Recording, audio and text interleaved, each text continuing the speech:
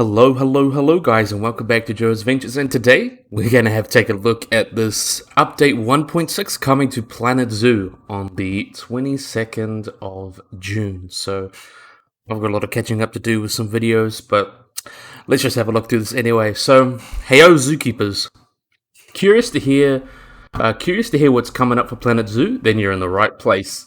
We're happy to share that free update 1.6 will be available to download and enjoy from the 22nd of June. So not that far away. That's what I was expecting, sometime in June.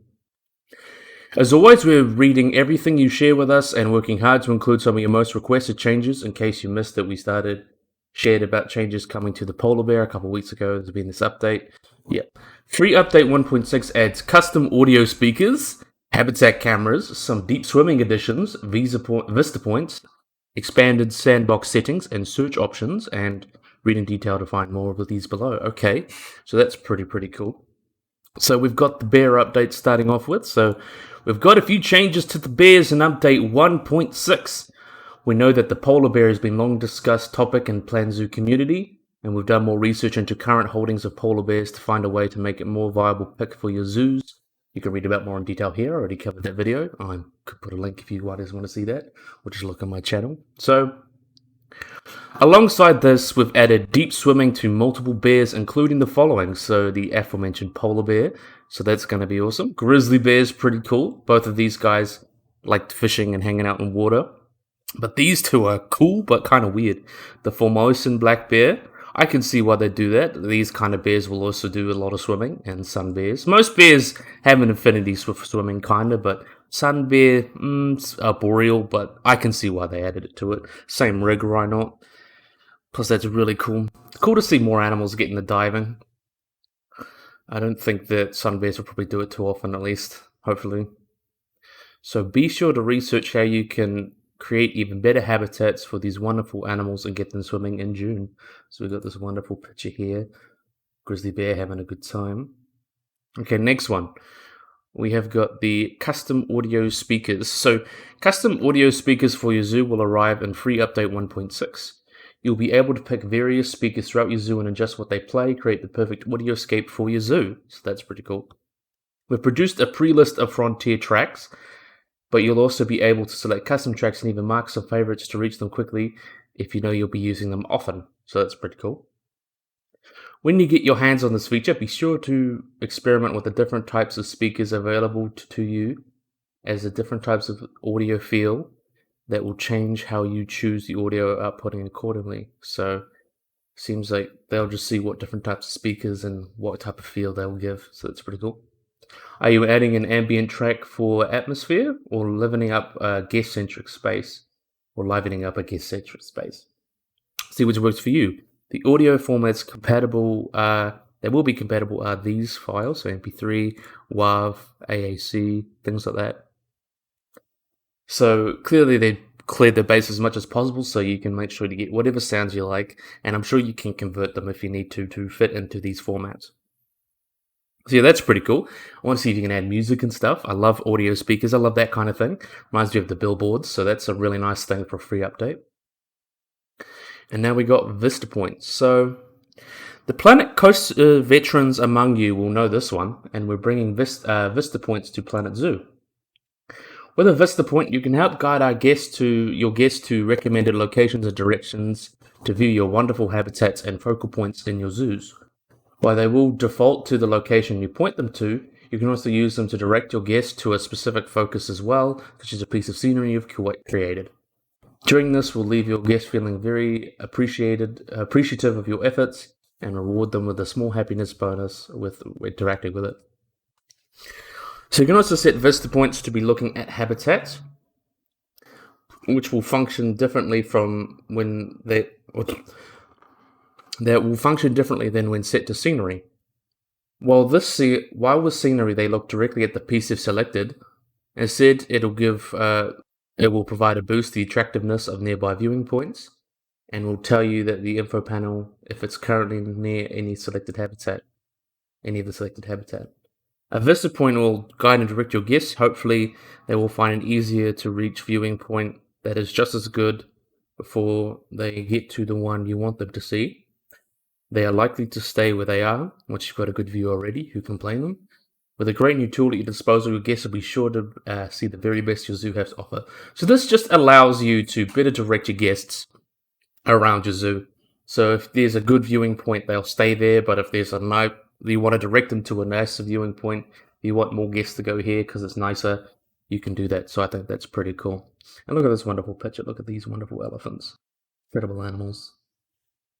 And we got some more here. We got the time scenario. So get ready to travel to Central America for our newest free time scenario.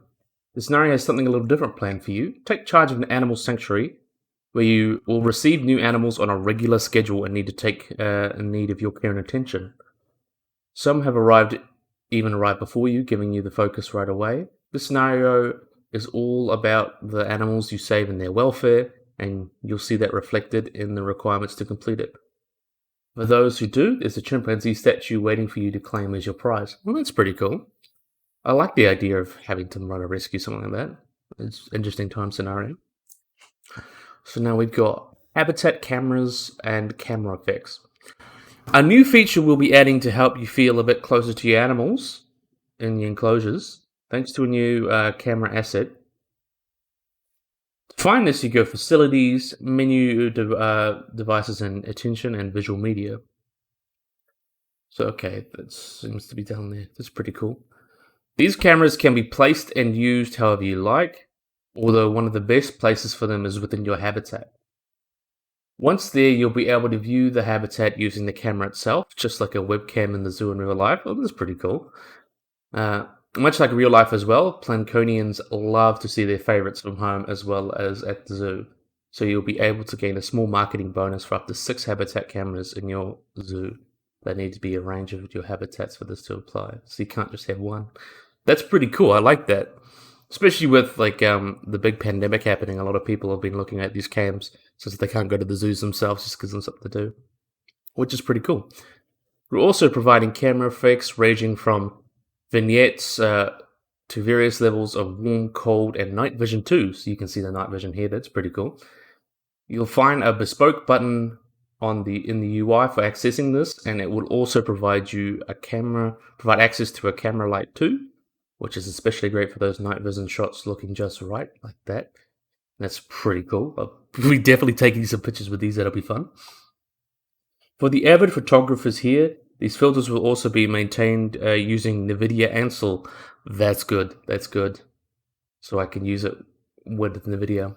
We can't wait to see what your screenshots look like in these tools. That's pretty cool. Okay, so animal trading changes now. In free update 1.6, we'll be making a few changes to animal trading. This will increase into storage limit from 50 up to 200, as well as updates in the UI that will give you more information about each animal's trade status. It will also include search options. You will be able to search the animal storage using filters and which parameters you want to see. Are you looking for a specific genetic makeup that you know you've got somewhere? You can search it. These search parameters will be saved per zoo, but can be easily reset with the click of a button. So that's pretty cool. Search will be available in the following places: animal management, animal market, animal storage, exhibit market, and exhibit storage. So that really does help a lot because it's kind of hard to search through all the animals sometimes. And now we've got staff management changes. In a previous update, we rolled out staff management changes a little too fast. So we reverted this so we can work on them a little longer, but we're happy to be releasing them soon in update 1.6. These changes will create categories for each type of staff that you can toggle and be collapsed or not, and this will be remembered for each save, as well as the ability to use multi-set on your staff to adjust wages, set work zones, and much more. These changes will help those of you with bigger zoos have a much easier time managing all your intelligent staff, so that's good. That is good. So continue your zoo and campaign scenarios. So many zookeepers have shared how they would love to continue the zoos they create in career scenarios, so we've added a small change. Once the player achieves a goal in a career scenario, a new fanfare will pop up and inform you that the animal exchange will start to populate with all available animals. This means you continue to play in your career scenario park that you've built and love without the set limitations of which species will appear. So that's pretty cool. So you got to earn that gold and then you can put whatever species you like. So expanded sandbox settings. So last but not least, we're introducing a whole new host of sandbox options. These options will give you even more control over your sandbox zoos, as well as let you organize which zoo has which options are enabled. Sandbox will now be receiving new preset selections for you to emulate another mode or save your favorite custom settings. This will be available in the default preset, creative preset, challenge preset, and saved custom presets. That's pretty good. Cool. The settings you use for each sandbox zoo will be saved to that specific zoo, meaning you can have a different setup for every zoo if you would like to. That's pretty cool. More options in sandbox is always a good thing. If you found your dream sandbox setting, however, you can use the same custom preset often to save those and apply them to all other zoos you build as well, so that you can prepare your sandbox for these new options. Check out the list that we've been adding below. So we've got social welfare, so we can enable social groups, enable our overcrowding, enable animal stress, enable animal fights, and enable animal predation and fear. Then we've got habitat welfare, we've got enable water cleanness, enable animal defecation, enable animal temperature needs, enable animal terrain needs, and enable animal plant needs, so that's good. The plant one is something that a lot of people get annoyed with. Enable hard shelter and enable food spoiling. General welfare is just enable escapes. Guest settings as well, so that's cool. Enable guest fleeing, enable negative effect from facilities on guest happiness. That's probably one I would turn off. Enable pickpockets, so we could turn those pickpockets on and off, like you can in real life. So it looks like this one's pretty stacked in terms of different things to change. So we hope you look forward to these new changes. This update will come out with other tweaks and bug fixes, in which we will have a full list of patch notes to share when we are to release it. We have more to share with you very soon, so keep your eyes peeled. So, as we know, that's going to be the next DLC. That'll be interesting to see. And I'll have to cover it along with the other 6 videos of the mod spotlights I have to do. So, luckily, I've got a free week, so I've got to hopefully get this all pumped out for you guys. But yeah, this is an okay update. It's what I expected. I just expected a lot of quality of life things. Nothing too major. But I do really like that they're giving a lot more animals deep swimming. So we can see the animals that... I think it's weird that they put the sun bear. Because the sun bear is mostly arboreal. I'm pretty sure. So sun bear is mostly arboreal. Let's see if I can find a picture of him swimming. Sun bear swimming. And yeah, they can swim. I'm not saying they can't swim. But it looks like, yeah, looks like in zoos. I can see pictures of them swimming in water and stuff. So maybe not as weird as I was thinking, but I think it's cool that we got all the bears available to do some deep swimming and stuff.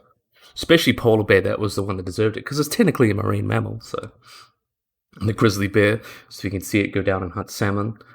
Formosan black bears, all bears are pretty okay at swimming. Some are pretty good, like polar bears, but all of them are pretty good. So it's cool to see these animals getting some swimming. So, yeah, okay update. This is one I'm happy with. I think a lot of new updates for people that like to play. Not too bad. So yeah, I really hope you guys enjoyed this video. If you guys like and subscribe, always remember to hit that little bell icon in the corner, get notified whenever I upload anything. So yeah, hopefully you guys enjoyed this video, guys. Like and subscribe, and bye-bye.